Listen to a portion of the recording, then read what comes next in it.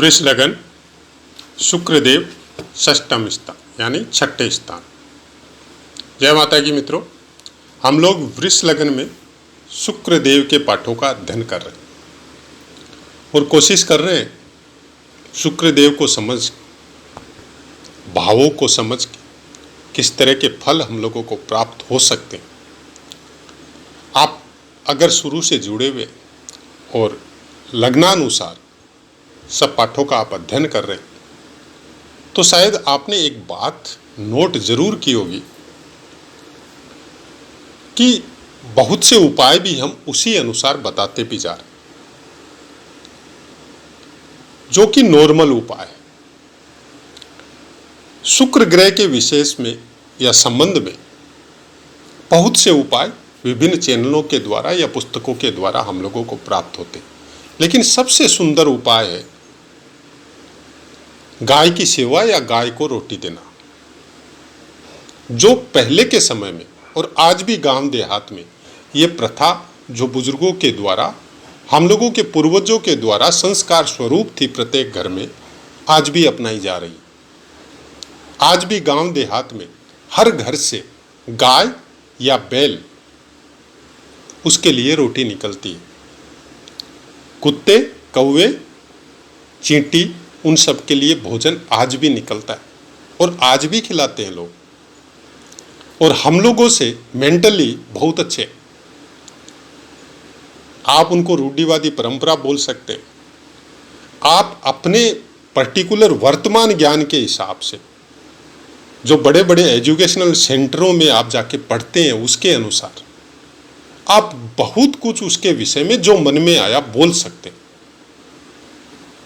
लेकिन जब ज्योतिष के चैनल सुनते हैं या आप कोई पीड़ा में आते हैं और अपनी कुंडली वगैरह लेके जाते हैं, तब आपको उपाय के तौर पे सबसे सुंदर और सस्ते उपाय यही बताए जाते हैं कि आपके राहु और शनि पीड़ित है, उसकी वजह से आपको प्रॉब्लम आ रही है, तो आप चींटियों को खाना डालिए। आपका शुक्र ग्रह पीड़ित है तो आप गौशाला में जाइए और उसको घी से लगी हुई रोटी, या अगर आपके अंश बल में कमजोर है तो गाय का घी खाइए, माता लक्ष्मी की आराधना कीजिए। ये उपाय जो संस्कार स्वरूप हम लोगों को परिवार में पूर्वजों के द्वारा फिक्स किए गए थे, हम लोगों के माता पिता भी नहीं जानते थे कि ये ज्योतिषीय उपाय है। ये तो धन्य है हम लोगों के उन ऋषि मुनियों को जिन्होंने ज्योतिष शास्त्र की रचना की और आम आदमी के लिए सुलभ करवाया संस्कारों के द्वारा। बच्चे को गुरुकुल में भेजना है, 10 साल तक 15 साल तक बच्चे को गुरुकुल में रहना है, वेद अध्ययन करना है, पाठों का अध्ययन करना है, अपने आदत या कर्म या ग्रहों के अनुसार उसको कौन से क्षेत्र में जाना है उस समय के गुरु डिसाइड करते थे, और उसी रूप में उसी समय में उसके ब्रह्मचर्य का भी पालन होता था। भेदभाव की भी मात्रा नहीं रहती थी, क्योंकि वो किस क्षेत्र या किस पदवी से आया है, राजकुल का है, नॉर्मल कुल का है, नीचे वाले कुल का है। गुरुकुल में ऐसी कोई परंपरा नहीं थी उस समय में कि आपको अलग अलग पठन पाठन या अध्ययन करने के लिए आपको बैठाया जाता हो। सब एक साथ रहते थे, किसी का कोई कुल से कोई मतलब नहीं था। ये तो बाद की परंपरा है, ये बहुत लंबा इतिहास है। अगर आप थोड़ा ठीक से अध्ययन करेंगे तो आपको समझ में आएगा कि ये जो बांटने वाली परंपरा है ये सनातनी परंपरा नहीं है। शुक्र ग्रह अगर आपको पीड़ा दे रहा है कहीं पे भी बैठ के, जिसको हम लोग इजीली समझ सकते हैं कि आपके शरीर में शक्ति का ह्रास होना, मतलब आपका शुक्र कमजोर हो गया। अब उसके लिए आज के समय में, वर्तमान समय में मेडिकल के द्वारा बहुत कुछ दवाइयाँ वो सब चीज़ों को बढ़ाने के लिए मिलती है, लेकिन होता कुछ नहीं। उन दवाइयों से केवल भोग प्राप्त होता है आपको, जिसको भोगते भोगते वैसे भी मरना ही है। पशु के समान आचरण करते हैं बस, और उसी शुक्र को भोग के या विनष्ट करके हम लोग भी नष्ट हो जाते हैं, ये शरीर भी नष्ट हो जाता है। तो चलिए बातें करते हैं। छठे स्थान में अगर शुक्रदेव हो तो शत्रुजीत होता है, इंद्रजीत होता है। आदमी अपनी इंद्रियों को कंट्रोल कर सकता है। अगर शुक्र को पावर में रखे, उसको नष्ट होने से बचा के रखे, अपनी राशि का है, कभी अशुभ फल नहीं देगा, किसी भी तरह का कर्जा आपके ऊपर होने नहीं देगा, किसी भी तरह का रोग आपके ऊपर होने नहीं देगा, स्ट्रगल की मात्रा को बहुत ज्यादा बढ़ाएगा। जज, बैरिस्टर या वकील तक बन सकता है ऐसा इंसान अपनी स्ट्रगल के द्वारा। न्याय प्रिय होता है, क्योंकि तुला राशि न्याय प्रिय है, गलत चीजों का समर्थन नहीं करेगा। रोगों से लड़ने की कुछ विशेष इन लोगों के अंदर वो ऊर्जा होती है जिसके द्वारा बहुत लंबा जीवन जीते हैं। अब आपने शुक्र को अगर डिस्टर्ब कर दिया, खराब कर दिया, नष्ट कर दिया, तब इसके अपोजिट फल समझिए, क्योंकि लगने से ज्यादा खराब फल तो आपको नहीं देगा, लेकिन भोगों में भोगते हुए, रत रहते हुए शरीर की स्थिति को क्षीण कर देगा, लगने से ही आपका। और जैसे ही शरीर में शुक्र के अंश कमजोर होते हैं, हर तरह के बल का ह्रास होता है। मान अपमान जो होता है वो भी शुक्र ग्रह मजबूत रहने की वजह से ही होता है। बोलते हैं कि सूर्य आपके सम्मान या अपमान का अधिकारी है। सूर्य सब चीजों का अधिकारी है, ग्रहों में राजा है, हर ग्रह का फल उसको देने का अधिकार है आपको, क्योंकि सब ग्रह सूर्य से ही प्रकाशित होते हैं। जितनी भी रोशनियां जब इंद्रधनुष की बनती है, सूर्य के प्रकाश से ही बनती है। लेकिन वही प्रकाश पीड़ा देने लगता है जब आपका उससे कनेक्टेड ग्रह खराब हो जाए। योग कारक ग्रह जब खराब होता है तो वर्तमान समय का जीवन जीना बहुत मुश्किल हो जाता है। प्रारब्ध ने तो बहुत अच्छा दिया था, लेकिन हम लोग उसको समझ नहीं सके और जरूरत से ज्यादा भोग कर लिया, आज पीड़ा पा रहे हैं। रोग का ठीक होना बहुत मुश्किल होता है। अगर शुक्र खराब हो गया तो किसी भी रोग को होने के बाद में ठीक होना बहुत मुश्किल होता है। कुछ इस तरह के अजीब रोग होते हैं जैसे डायबिटीज हो,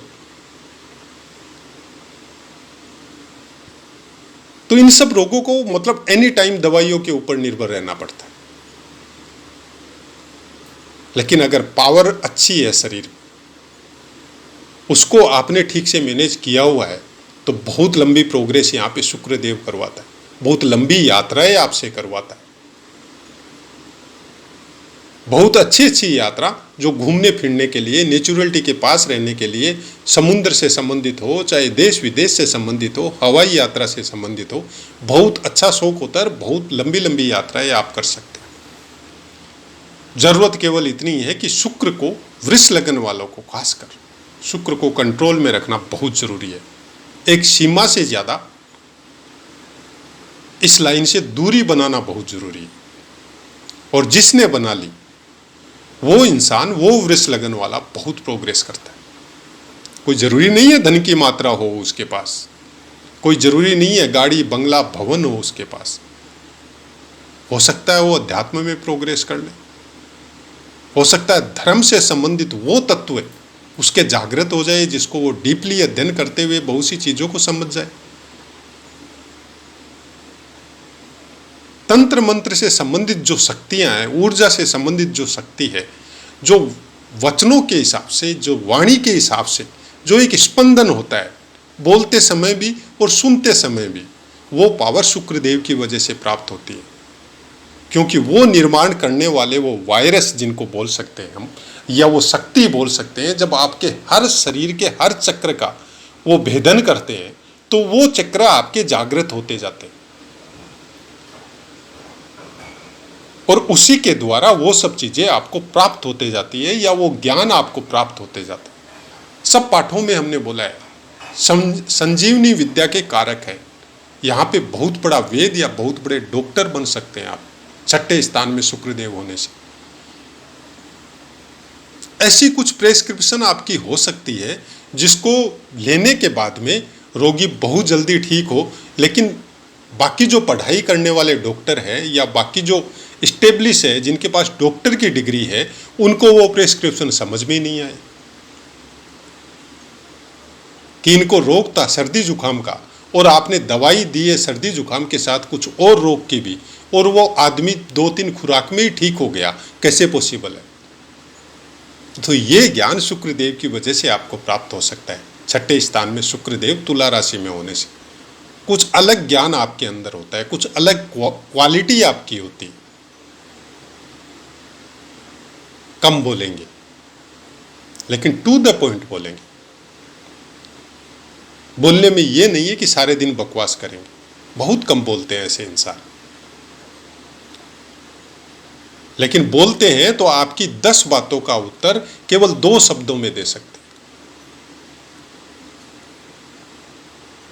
अनर्गल मिथ्या वार्तालाप, बिना मतलब की बातें करना, सारे दिन मतलब जो बोलते रहते हैं उनके अनुसार, रायचंद, जिनको जो हर समाज में, हर गांव में, हर जाति में मिलेंगे आपको,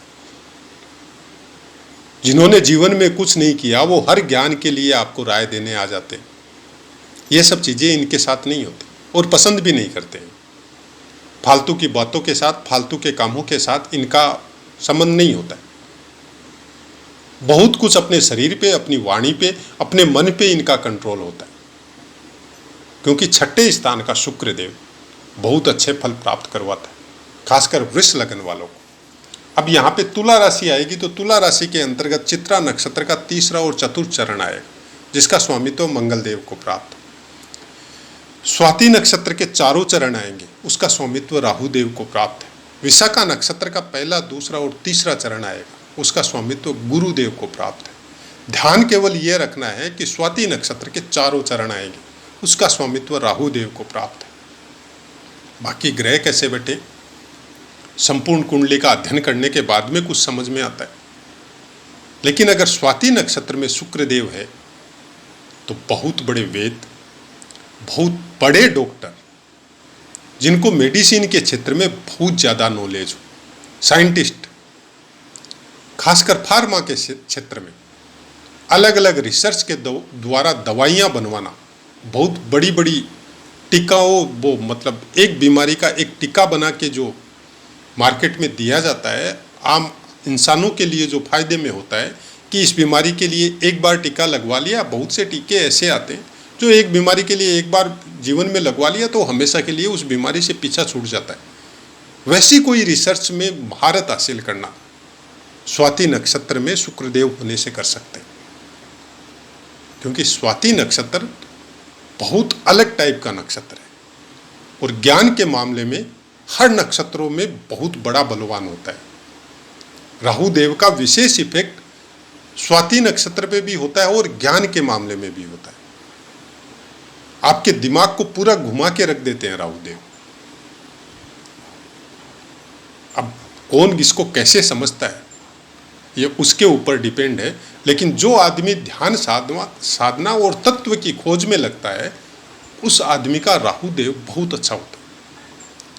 नए नए आइडिया, नए नए दिमाग में कुछ अलग सी स्पंदन, अलग सी चीजें वो आपके दिमाग में डालते रहते हैं, जो कि आम इंसान को समझना बहुत मुश्किल है। जो बोलते हैं ना लोग एकाकी हो गया, इसके दिमाग में कुछ अलग ही चलते रहता है। वो अपने ज्ञान के द्वारा, जिसको आप संक्रमण बोल सकते हो, जिनको वो शक्ति बोल सकते हो, जो वो नेचुरलिटी के कुछ ज्यादा नजदीक आने लग गया, उसको समझने लग गया। ऐसे आदमी पशुओं में भी बर्ड जो फ्लाई वगैरह होते हैं, जो उड़ते हैं, उनके बहुत नजदीक होता है। जिसका स्वाति नक्षत्र में अगर शुक्र हो तो बहुत से प्राणी आपने ऐसे देखे होंगे कि वो इंसानों के पास पक्षी बहुत प्यार से आते हैं, उनको वो दाना वगैरह भी खिलाता है, उसके शरीर पे भी स्टे कर सकते हैं। मतलब उन पक्षियों को समझ में आता है कि ये हमारे लिए अच्छा है, हमको मारेगा नहीं, जबकि पक्षी जनरली नहीं आते किसी के पास। ऐसे इंसानों के पास आ सकते। हर नक्षत्र का, हर ग्रह का अलग अलग इफेक्ट होता है, जरूरत है उसको समझने की। आपके शरीर में भगवान ने कुछ शक्तियां दी है, उसको जागृत करना आपके ऊपर निर्भर है। छठे स्थान में शुक्रदेव बैठ के कुछ अजीब परिवर्तन आपके शरीर में करता है, आपके दिमाग में करता है। अब आप उसको अगर समझ के उस यात्रा में अगर निकल सके तो बहुत उन्नति करते हैं। नवमांश की बात करें तो तुला राशि के अंतर्गत कोई भी ग्रह 3.20 डिग्री तक हो तो तुला के नवमांश में रहेगा, वर्गोत्तमी हो जाता है, अच्छा फल देता है। 6.40 डिग्री तक होने से वृश्चिक के नवमांश में रहेगा, 10 डिग्री तक होने से धनु के नवमांश में रहेगा, 13.20 डिग्री तक मकर के नवमांश में, 16.40 डिग्री तक कुंभ के नवमांश में, 20 डिग्री तक मीन के नवमांश में, 23.20 डिग्री तक मेष के नवमांश में, 26.40 डिग्री तक वृष के नवमांश में और 30 डिग्री तक मिथुन के नवमांश में। अंश बल विषम राशि है, प्रथम 6 अंश तक बाल्यावस्था, 12 अंश तक कुमारावस्था, 18 अंश तक युवावस्था, 24 अंश तक वृद्धावस्था, 30 अंश तक मृतावस्था। पाठ लंबा होने की वजह से पिछले पाठ में हमने कुछ बातें छोड़ दी थी जो इसको बोलते समय हमको याद आई है। पंचम स्थान का फल हमने बताया था। अपवाद स्वरूप बहुत से इंसान बोल सकते हैं, बहुत से ज्ञानी आत्माएं ये बोल सकती है कि कन्या राशि इनकी नीच राशि है, कैसे इतने अच्छे फल देंगे। उनके लिए केवल इतना ही कहना है, नीच और ऊंच को भूल के दिशाबल को पकड़िए, क्योंकि पंचम स्थान में शुक्रदेव अपने दिशाबल से एक घर आगे ही पहुंचे हैं। चतुर्थ स्थान में शुक्रदेव को दिशाबल मिलता है, बहुत बलवान होते हैं और उससे एक घर आगे ही पहुंचे हैं, ज़्यादा दूर नहीं है। तो दिशाबल यहाँ भी मिलता है 75% 1 रुपये में। इसकी वजह से इतने अच्छे फल बताए। कारक शुक्रदेव सप्तम स्थान के होते हैं, अलग अलग स्थिर कारक है। आप गुरु को भी मान सकते हैं अगर स्त्री की कुंडली है तो। बहुत सी बातें ऐसी है जो अभ्यास के द्वारा आपको समझ में आएगी और बहुत सी बातें ऐसी है कि जब आप ज्योतिष की यात्रा चालू करते हैं तो पुस्तकों का अपना एक अलग योगदान है समझने के लिए। क्योंकि ग्रहों को समझना, ग्रहों के कारकत्वों को समझना, भावों को समझना और भावों के कारकत्वों को समझना, उसके लिए पुस्तकें बहुत सहायक हैं। और अगर गुरु के द्वारा किसी इंस्टीट्यूट में अगर आप इस चीज़ का ज्ञान ले रहे हैं तो वो भी बहुत सहायता करता है। लेकिन बाकी की यात्रा, फलादेश कहने की यात्रा, वो आपकी, हर इंसान की, हर विद्वान की अलग अलग होती है। योग और राजयोग में नहीं पढ़ के अगर हम लोग ये सब चीज़ें भी समझ लेना तो बहुत कुछ फलों के नज़दीक पहुंच जाते। वो अपनी वाणी को विराम देते और आपसे आज्ञा लेते। जय माता।